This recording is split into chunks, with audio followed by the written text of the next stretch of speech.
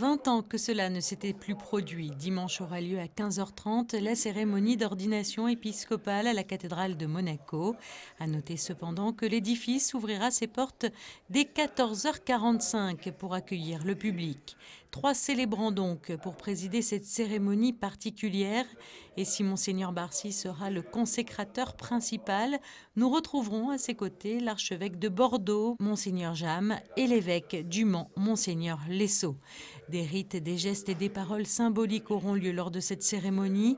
L'imposition des mains des 3 évêques présents sur la tête de l'ordinant et la prière de consécration seront sans aucun doute des instants forts émouvants, notamment pour le successeur de Monseigneur Barsi, Monseigneur Dominique Marie-David, qui, avant de poser ses valises en principauté, a été durant 3 ans abbé à Rome, puis durant 1 an à Nantes et qui aborde sereinement ses nouvelles fonctions.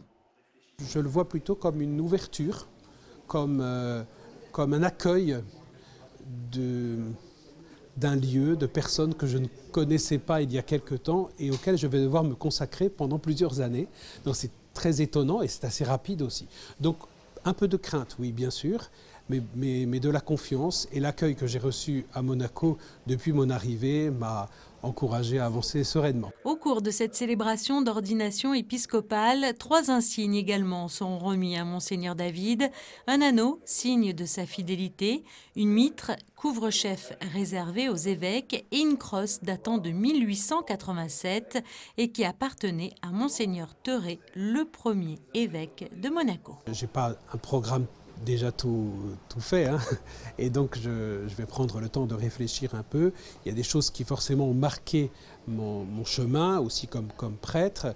Je pense que la question des jeunes et des vocations, mais aussi la question des familles et comment aujourd'hui des chrétiens baptisés peuvent trouver leur place de témoins du Christ dans la vie d'aujourd'hui, en collaboration avec les prêtres. On est dans un monde tellement subjectif et individualiste qu'il faut qu'on développe, à mon avis, sans doute beaucoup plus, quel regard je porte sur ceux qui m'entourent.